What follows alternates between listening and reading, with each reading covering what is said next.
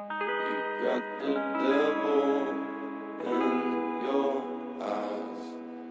You went and took me by surprise. Say what you wanna say, I won't go back. If you wanna hit the road, then let's go then. Let's just go and see the world and just show them what it really means to live life golden. Yeah, we're golden, baby girl, we're golden. They're about to see us shine, cause we're golden. They can't ever break us down, cause we're golden. They're about to see us glow, cause we're golden. Yeah, we're golden, baby girl, we're golden.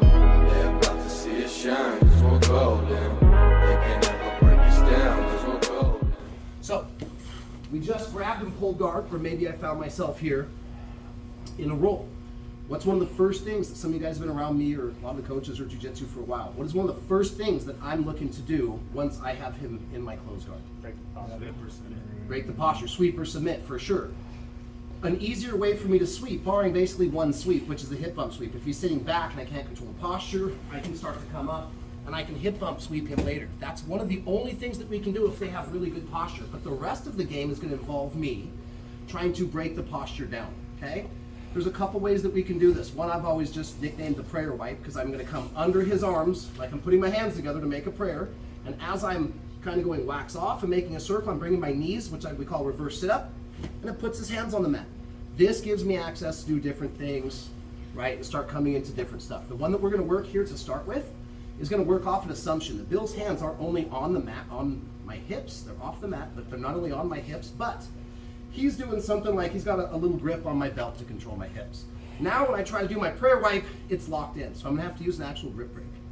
First thing I'm going to do is I'm going to do an onside grip at the end of his sleeve. So I'm going to basically pat his forearm. I'm going to roll my four fingers, and I'm going to make a pocket out of his sleeve. Remember, I can't put my hands inside. It's dangerous to my fingers. It's also illegal. So I'm going to grab it. I'm going to roll my fingers in like I'm making a pocket that he'd find in his pants. This is a really strong grip, okay? My other hand now is going to come under his wrist and up on top, almost like a Kimura grip on my own wrist. And what I want to do is make, instead of his wrist being straight, I want to make a bump in his wrist. That weakens his grip and I can pull it off. So I can't break his hands, make a pocket grip. I'm going to come under, grab my own wrist, and now I'm going to bump my own wrist up while I'm pulling his hand above my shoulder, and I'm going to give a little bit of a pop. Now I have his hand here. There will be times that we guide this hand over, look for the back. Today we're going to be talking about getting to the back in a little bit more fundamental way. I'm going to pop his grip off, over, under, flex my wrist, pull it, and now I'm going to bring my knees up and trying to get him to put his hand on the mat right here. As soon as he does, I'm going to give him a big old hug. Hug him nice and tight. Now I'm going to try and move my body around his elbow to get to his back, but there's a couple tricks. One, if I stay flat on my shoulder blades, I can't move very well. So once I've gotten his hand above, I've controlled the posture and I'm hugging him nice and tight. I'm going to control the posture. Now I'm going to take my guard, open it up, and I'm going to put my foot down, not too far out to the side, under his knee but close to his shin, okay, kind of trapping his leg. I'm going to lift my hips up just an inch off the ground. And now I'm going to start to turn onto my right side. Okay, see how his elbow is still past the back of my head? I'm going to take my shoulder and push it forward and shrug my head and move back and bring it right over. Now, I want to lean forward and trap his elbow. If he can't pull his elbow towards the wall, I'm going to have to play at his back. The whole time I'm squeezing, okay? Now, the next thing that we're going to do, now that I beat the elbow, is trap it with my chin, with my hug, with my chest. All I'm going to do now is move my hips out to the side, okay? Keeping my shoulder away from him, but my head close. And now I can put my hook in. I'm still trapping the elbow. And I can start to make a play at the back, okay? So all that talk, a little less explanation each time, is now going to look like this. I try to do my prayer wipe. He's got a good grip. I have to break the grip. Come underneath, more grip, bump my wrist, pull his hand, and use my knees. Now I'm going to give him a hug, tight. I'm going to put my foot down, get my hips slightly out from underneath him, get on my side where I'm looking in his ear. Now I'm going to push with my shoulder, shrug with my head, make him high five the mat, kill the space. Now I can continue to keep moving out. My foot's going to go in the middle, setting up my first hook, keeping tight. Now I can get on my shoulder, come around and try and set my hook on the far side, here, okay? And I'm going to take his back. So last time, first move, break the grip, get him to put his hand on the mat, beat the elbow, scramble to the back. Can't control the posture. Prayer wipe's not working. hug, angle, shrug and hold, hips, hooks. Now I have the back, all right?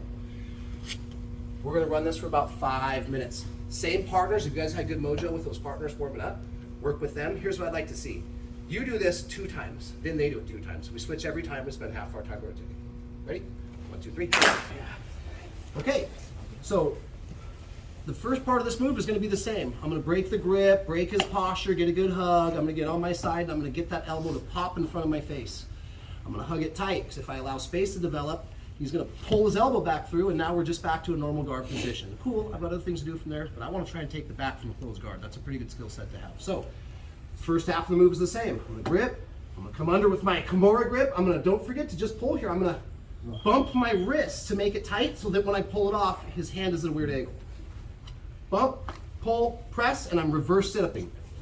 Now I'm gonna hug him tight, okay? Tight, tight. Elbows in tight, gable grip in tight.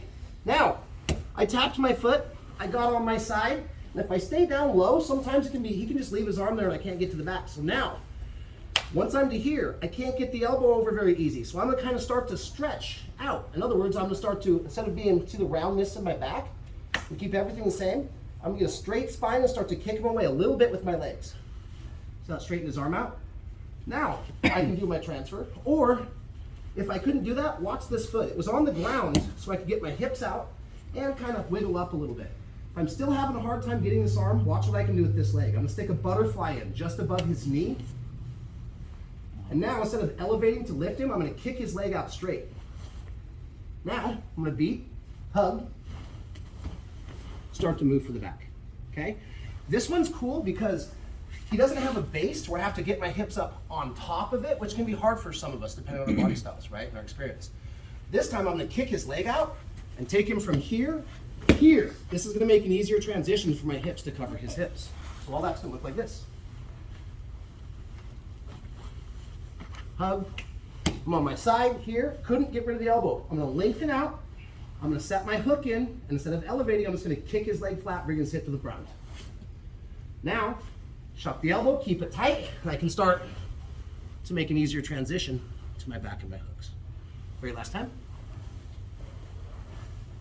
Same move, but now with the butterfly to break their posture.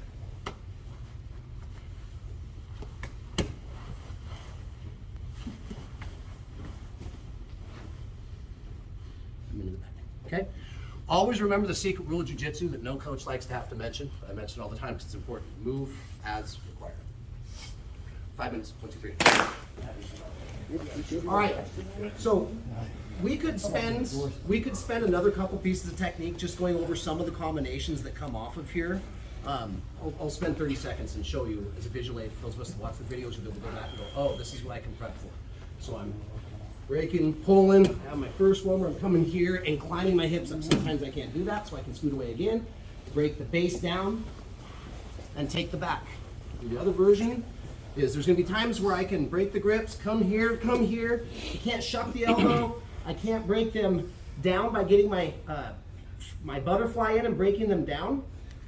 So basically I can just throw my knot here, keep him tight, shuck the elbow, and if I can't get my hips up or put the butterfly in, if I keep a tight enough connection here, I can start to do things like pull them, roll them, move them, come into my body triangles or my hook. So there's little versions like that that we can play with, and then of course the other thing that we can do off that butterfly. Today we kicked out the base and took the back. I can come here, shuck here.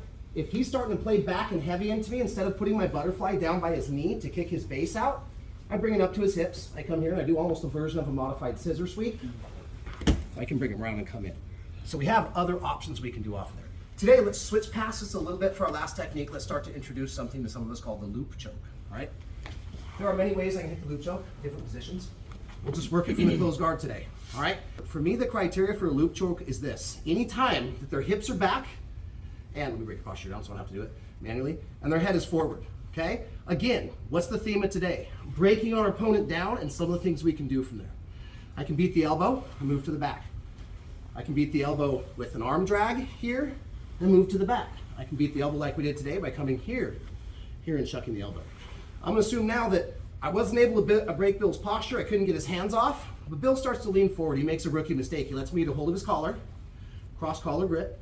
Not too low. There's going to be too much slack in the jacket. Not too high, or it will be too tight. I won't be able to get my elbow up. So I'm going to find, for me, it's my middle knuckle that sticks right about where the collarbone is. Okay, there's a little bit of slack here, but not too much. What I'm going to do is I'm going to manually pull him down to create his posture, or sometimes people are lazy. They put their head down. As soon as they do that, I'm going to feed collar. Now, my elbow has to come in the air. See this little pocket of space? This is exactly what I'm looking for. I don't want to be too deep where I can't get my elbow across. So if I am too deep, I can always give up the collar a little bit, loop my elbow in the air. Now my other hand is going to come around. I like to palm, not necessarily the back, but the very base of the skull, where his skull meets his neck. I like to palm it. Now I'm going to stay palm down. And what I'm going to do is I'm going to scoop through with my hands and put the top of where my wristwatch would be underneath my elbow. So I'm going to create a loop. Here, see the loop? Now I'm going to come around, pushing his head down, low on the skull. I'm going to get my hand to go all the way through and pop up in the air like this. Now I might be able to finish Bill from here, but now that I have my loop choke connected, I'm going to put my feet on his hips. I'm going to push his body away, lean, and start to choke.